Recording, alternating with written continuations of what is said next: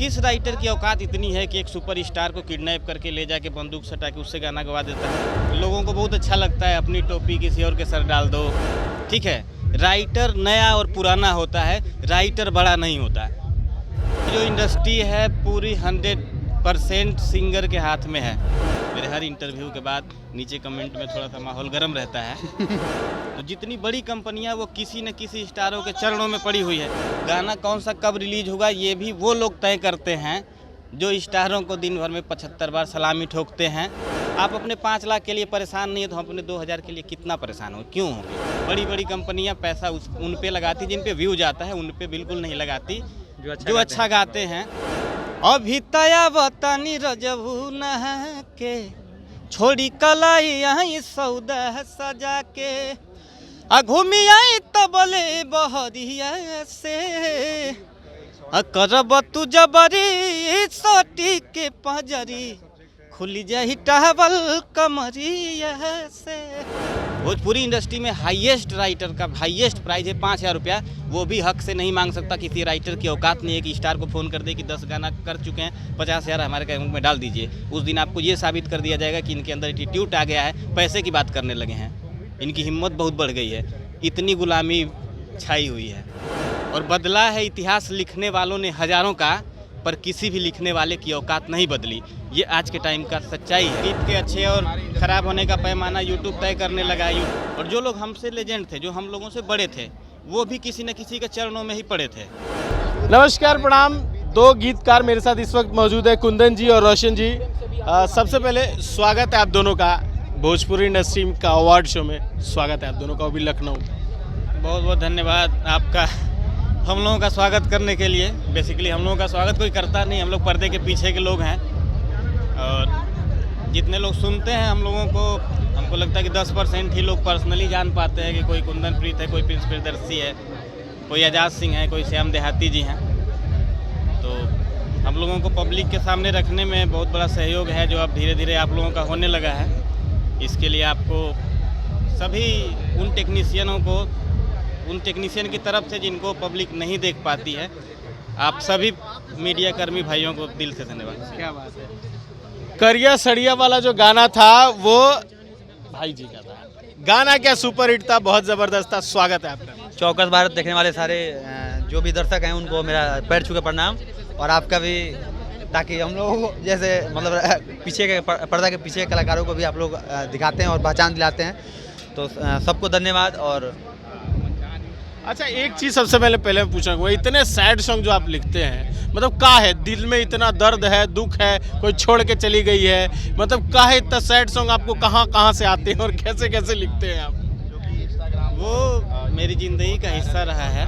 मोहब्बत हुई है मतलब बहुत गहरी वाली। और हमको नहीं लगता है कि इस दुनिया में कोई भी ऐसा है जिसको नहीं होती है, और किसी को मिलती है, किसी को नहीं मिलती।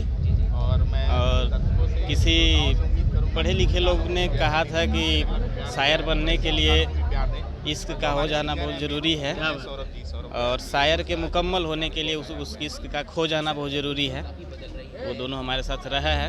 मुझे अच्छा लगता है, हम अपनी चीज़ों को लोगों तक पहुंचाते हैं, लोग अपने दर्द में, हमारे दर्द में अपना दर्द महसूस करते हैं। उन सभी भाइयों को मैं शुक्रगुजार हूँ, उन लोगों का जो आज के ज़माने में दर्द खरीदते हैं।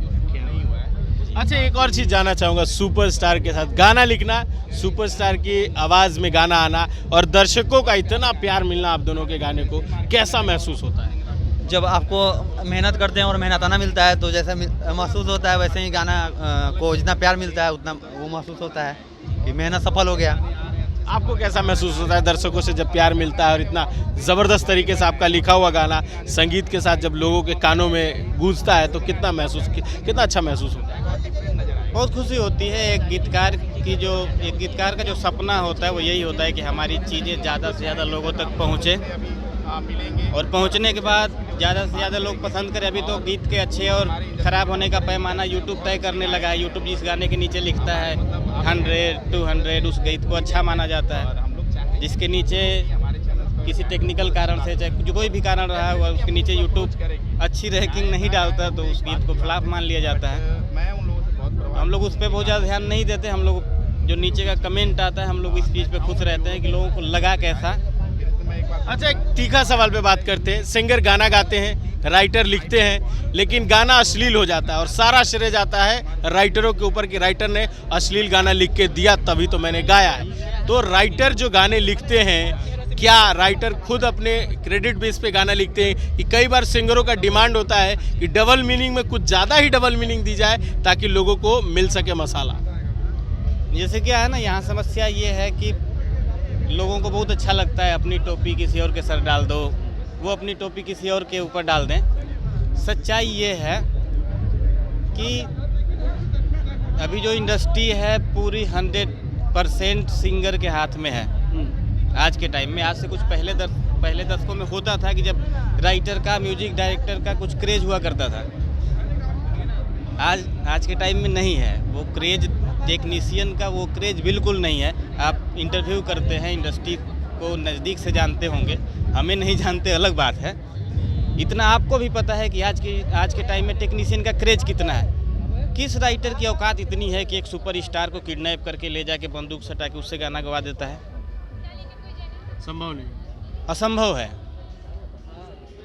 अच्छा, इतना जो भोजपुरी इंडस्ट्री में सिंगरों का वर्चस्व बढ़ गया है, लेकिन कहीं ना कहीं मेरा मानना है कि आप लोग राइटर है, जब तक आप लोग की कलम नहीं चलेगी तब तक वो स्टार सुपरस्टार नहीं बनता है, जब तक आपके कलम के धार से वो शब्द नहीं निकलेंगे। तो क्यों इतना गुरूर, क्यों सिंगरों को?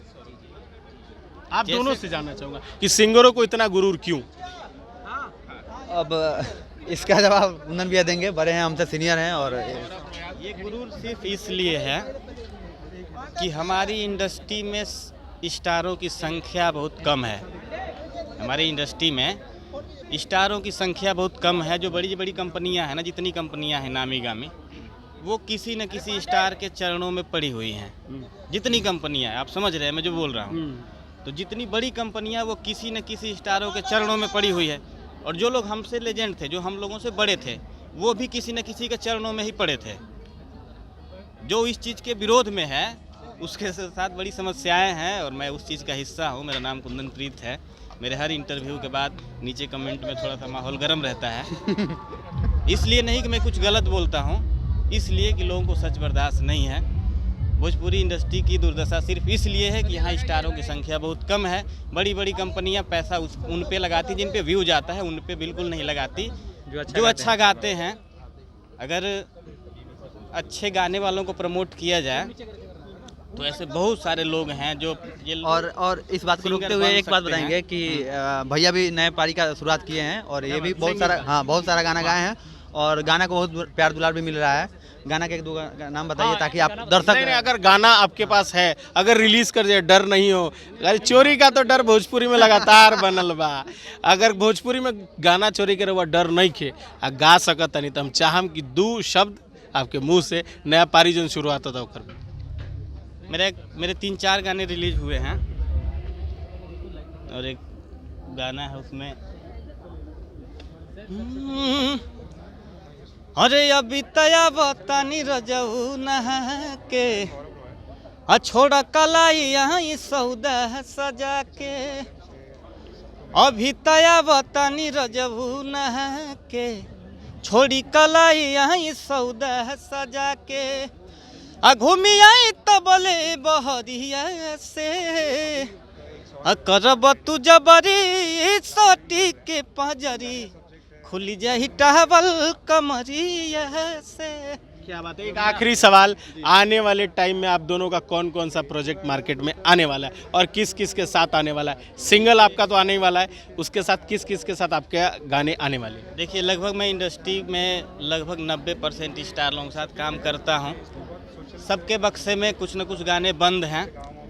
यहाँ खुलने को इंतजार है। हाँ, तो यहाँ गाना कौन सा कब रिलीज होगा ये भी वो लोग तय करते हैं जो स्टारों को दिन भर में 75 बार सलामी ठोकते हैं। सारा कब्जा उन लोगों के बस में, वो लोग जो चाहते हैं होता है। तो हमको नहीं अच्छा लगता कि हम फ़ोन करके पूछें कि भैया गाना कब रिलीज होगा, ठीक है? क्योंकि सबको पता है कि गीतकार पाता है 1000-2000, स्टार पाते हैं 5 लाख। आप अपने 5 लाख के लिए परेशान नहीं है तो हम अपने 2000 के लिए कितना परेशान हो, क्यों होंगे? मतलब एक बेसिक सवाल मेरा ये बनता है कि जिसने आपको चमकाया, जिसने आपको सुपरस्टार बनाया, उसको 2000 और बाकी लोगों को 50,000, 1 लाख, 1.5 लाख, 40 लाख, क्यों? सिंगरों का क्यों वैल्यू नहीं होता? ऐसा तो नहीं है कि बात आपको जानकारी नहीं थी। जानकारी है लेकिन आज ऑन द कैमरा आपने बोल दिया, इसीलिए मैंने सवाल उठा दिया। भोजपुरी इंडस्ट्री में, ठीक है, राइटर नया और पुराना होता है, राइटर बड़ा नहीं होता है। राइटर सिर्फ नया और पुराना होता है, राइटर बड़ा नहीं होता है। भोजपुरी इंडस्ट्री में जिसका रेट बहुत ऊपर होगा, सुनिए, जो बहुत हाईएस्ट रेट होगा, पता है कितना होगा? 5000। मैं बोल रहा हूँ, इस बात का कोई विरोध करे, राइटर हमसे बात करवाइएगा।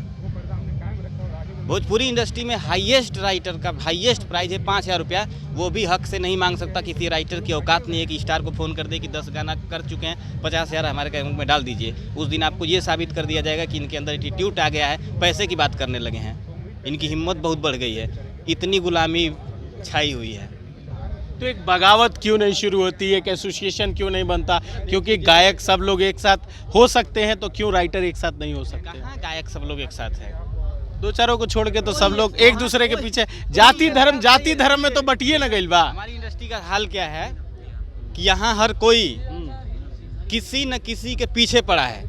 यहाँ हर कोई किसी न किसी के पीछे पड़ा है, कोई मानता नहीं है हार, हर कोई जिद पे अड़ा है। पर हर बड़ी इमारत को पता तो होता ही है, किसी से हम बड़े हैं, कोई हमसे बड़ा है। क्या बात है, क्या बात है। और दूसरी एक चीज़, राइटरों की बात हुई है, ये भी गीतकार हैं, जरूर ऐसा नहीं हो सकता कि ये भी इनके साथ भी समस्या हो सकता है ये अच्छी खासी ज़िंदगी जी रहे हो, तो हम इन पे नहीं थोप सकते अपनी बात। राइटरों की हाल क्या है कि जैसे पहले थी वैसे अब भी है, कोई बात नहीं बदली, और रहा हर दिन वैसा ही, कोई रात नहीं बदली। और बदला है इतिहास लिखने वालों ने हज़ारों का, पर किसी भी लिखने वाले की औकात नहीं बदली।